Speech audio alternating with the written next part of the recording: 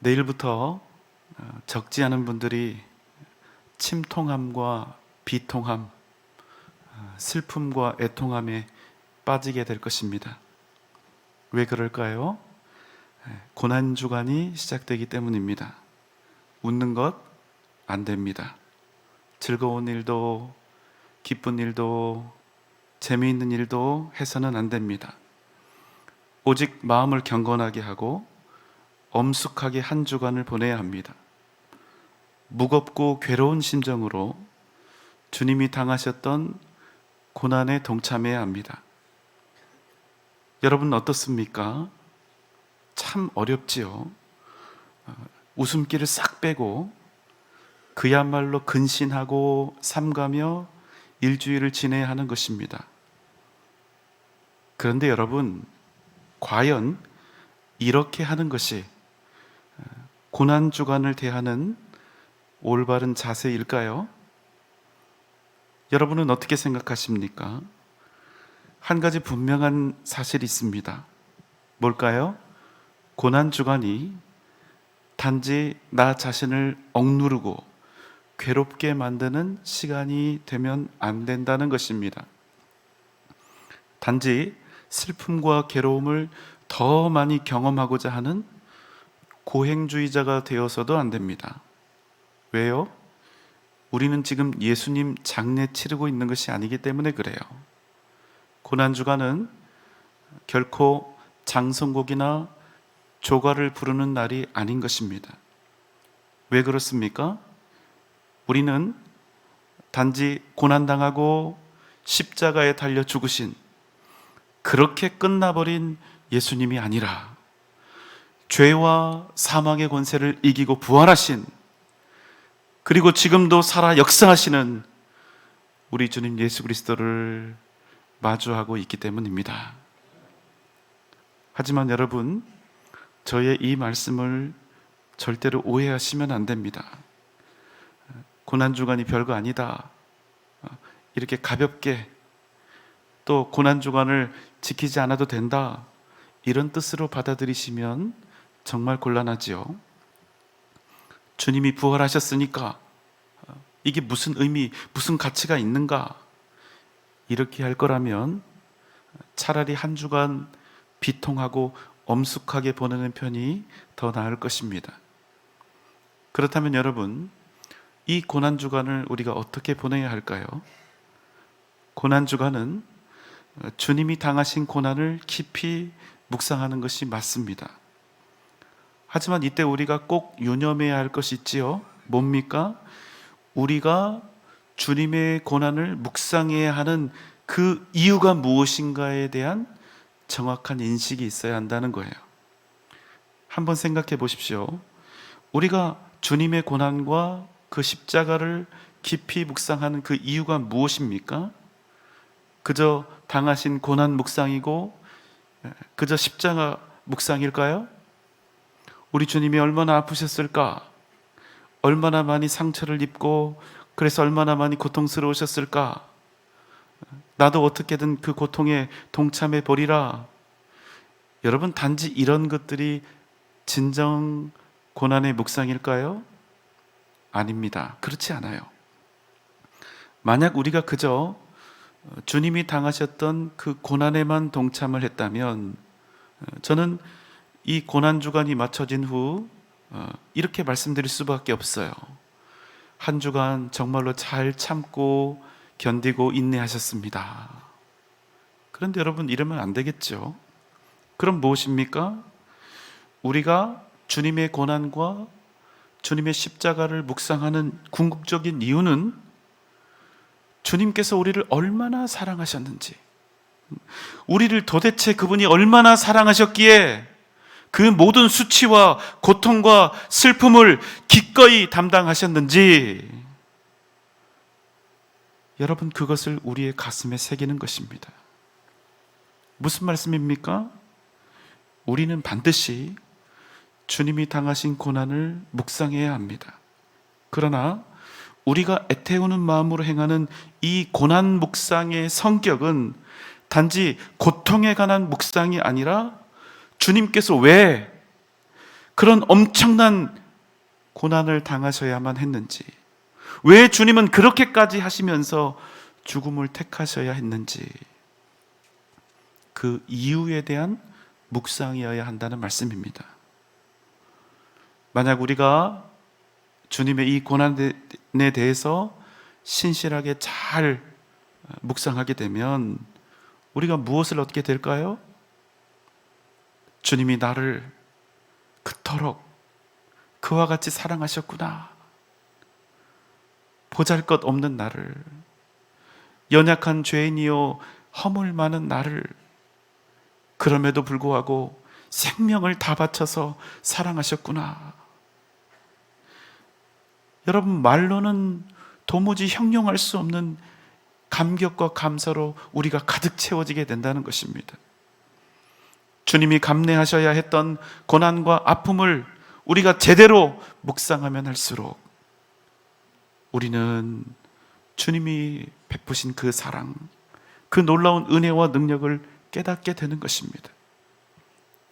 여러분, 그럼 어떻게 될까요? 내 인생이 달라지는 거예요. 내 마음이 풍요로워집니다. 어떻게 이런 일이 일어날 수 있습니까? 주님께서 생명을 바쳐 사랑하신 그가 바로 나라는 그 확신이 생기면 세상 그 무엇도 두렵지 않게 됩니다. 사자처럼 담대하게 되는 것입니다. 어떤 고난과 역경 속에 있다 할지라도 그럼에도 불구하고 내게 감출 수 없는, 도저히 감출 수 없는 소망이 샘물처럼 솟아나게 되는 것입니다. 로마서 5장 3절 4절입니다. 우리가 환난 중에도 즐거워하나니 이는 환난은 인내를, 인내는 연단을, 연단은 소망을 이루는 줄 알미로다. 우리가 환난 중에도 즐거워할 수 있는 이유가 무엇입니까? 환난은 인내를, 인내는 연단을, 연단은 소망을 이루어내는 줄 알기 때문입니다. 무슨 말씀입니까? 우리가 만나는 환난은 그저 환난으로 끝나는 것이 아니라 반드시 소망을 이루어낸다는 것입니다. 그래서 우리는 환난 중에도 소망으로 즐거워할 수 있다는 거예요. 그런데 여러분, 도대체 그 소망이 무엇이기에 어떤 시련과 고통 속에서도 우리로 즐거워하게 할까요? 오늘 우리가 함께 나눌 말씀은 소망에 대한 이야기입니다. 여러분, 소망이란 무엇일까요? 사전에 이렇게 되어 있습니다. 어떤 일을 바람 또는 그 바라는 것. 그러니까 여러분, 소망한다는 것은 무엇인가를 기대하고 바라는 것입니다. 그것이 소망이라는 거예요. 그런데 여러분, 이러한 소망은 오늘 우리가 함께 나누고자 하는 소망과는 완전히 차원이 다른 것입니다. 여러분, 한번 잘 곰곰이 생각해 보세요. 세상에서 말하는 소망은 이런 것입니다. 잘 될 거야. 다 잘 될 거야. 여러분, 어때요? 이것이 소망입니까? 소망이 아닙니까? 소망처럼 보이는데 사실은 소망이 아닙니다. 낙관론이에요. 왜요? 단지 희망적으로 기대하고 바라는 것에 불과하기 때문입니다. 단지 희망을 갖는 것에 불과한 마음이 그 소원이기 때문에요. 왜 그렇습니까? 이 세상의 소망에는 아무것도 보장된 것이 없기 때문입니다. 이런 류의 소망은 기독교에서 말하는 소망과는 완전히 다른 거예요. 그럼 여러분, 우리가 말하는, 주님께서 우리에게 주신 소망은 어떤 소망입니까? 객관적인 실체가 있는 소망입니다. 어떤 객관적인 실체입니까? 승리의 실체, 영광의 실체, 영원한 생명에 관한 실체가 있는 것입니다. 그 실체가 없이 단지 마음으로 잘 될 거야 라고 바라는 것은 절대로 참된 의미의 소망이 아닌 것입니다. 반드시 이루어지고 반드시 성취되어질 실체가 있는 소망이 진짜 소망이요, 우리가 가진 소망이라는 것입니다. 만약 이 실체가 없다면 우리가 어떻게 환난 중에 즐거워할 수 있을까요? 불가능한 일입니다. 만약 이 실체가 없다면 환난은 그냥 환난이지 결코 소망이 될 수가 없는 것입니다. 이것이 세상에서 말하는 소망과 우리가 믿음으로 얻게 된 소망의 본질적인 차이가 되는 것입니다. 오늘 말씀 로마서 5장 5절 6절입니다. 소망이 우리를 부끄럽게 하지 아니함은 우리에게 주신 성령으로 말미암아 하나님의 사랑이 우리 마음에 부은 바 됨이니 우리가 아직 연약할 때에 기약대로 그리스도께서 경건하지 않은 자를 위하여 죽으셨도다. 방금 읽은 말씀에서 소망에 대해서 뭐라고 말씀하지요? 우리가 가진 소망은 결코 우리를 부끄럽게 하지 아니한다, 이렇게 말씀하죠. 무슨 뜻입니까? 우리가 품고 있는 소망은 세상 사람들이 가진 낙관론도 아니요, 그저 긍정적인 마인드도 아닌 분명한 실체를 가진 소망이라는 것입니다. 그래서 여러분, 영어 성경에서는요 이렇게 되어 있습니다. Hope does not disappoint us. 무슨 뜻입니까? 이 소망은 우리를 실망시키지 않는다는 거예요. 도대체 이 소망은 어떤 소망입니까? 그 다음 말씀을 봅니다. 우리에게 주신 성령으로 말미암아 하나님의 사랑이 우리 마음에 부은 바 됨이니, 이 소망은요 우리에게서 나온 것이 아니라는 것입니다. 그럼 어디서 온 것입니까? 우리에게 주신 성령으로 말미암아 하나님의 사랑이 우리의 마음에 부어진 것이라고 말씀하죠. 간단하게 정리하면 이렇게 됩니다. 우리에게 있는 이 소망은 성령께서 우리의 마음에 부으신 하나님의 사랑이다, 이런 뜻입니다. 그렇다면 하나님의 사랑, 그 소망이 우리에게 주어진 이유는 무엇일까요? 6절 말씀입니다. 우리가 아직 연약할 때에 기약대로 그리스도께서 경건하지 않은 자를 위하여 죽으셨도다. 무슨 말씀입니까? 우리에게 있는 이 소망은 하나님의 사랑 때문에 존재하고 하나님의 사랑 때문에 우리에게 주어진 것이라는 말이에요. 그런데 왜 사랑입니까?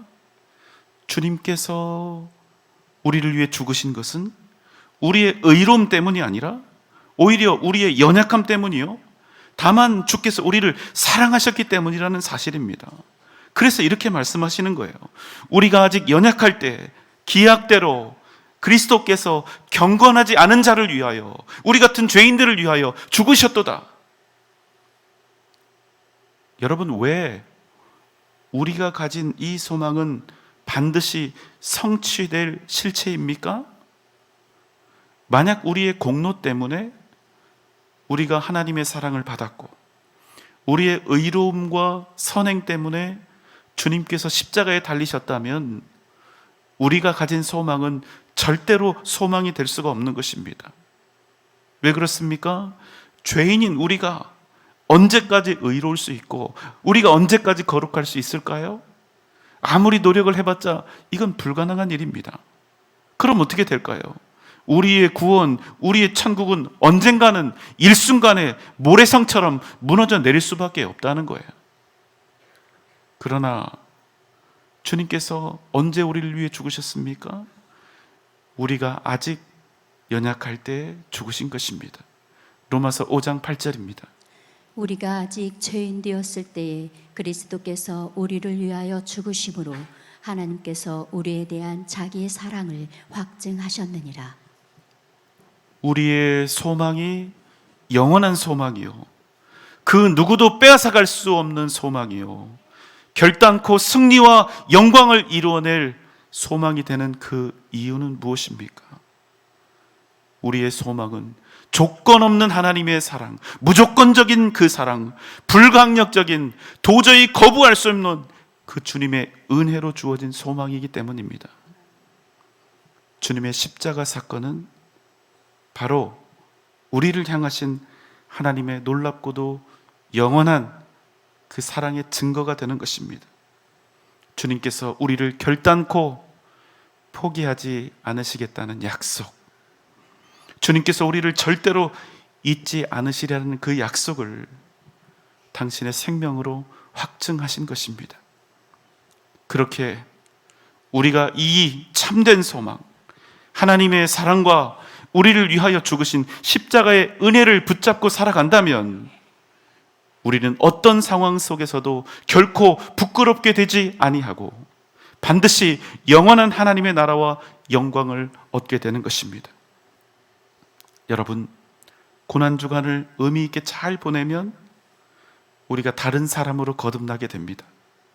더욱 성숙한 믿음의 사람으로 변모하게 됩니다. 더욱 하나님의 은혜를 깊이 깨닫게 됩니다. 더욱 능력 있는 삶을 살아가게 됩니다. 그렇다면 한 주간 어떻게 해야 할까요? 무엇보다 먼저 고난주간 특별 새벽 기도에 꼭 나오시기 바랍니다. 여러분의 고난 묵상이 그저 고난 묵상으로 끝나지 아니하고 진정한 소망과 능력으로 나타나게 될 줄 믿습니다. 그럼 여러분의 고난주간, 아니요, 여러분의 평생이 고난 아닌 소망을 노래하는 복된 시간들로 채워지게 될 것입니다. 주님 주시는 소망으로 가득 넘치는 복된 여러분의 인생 되시기를 주님의 이름으로 축원합니다.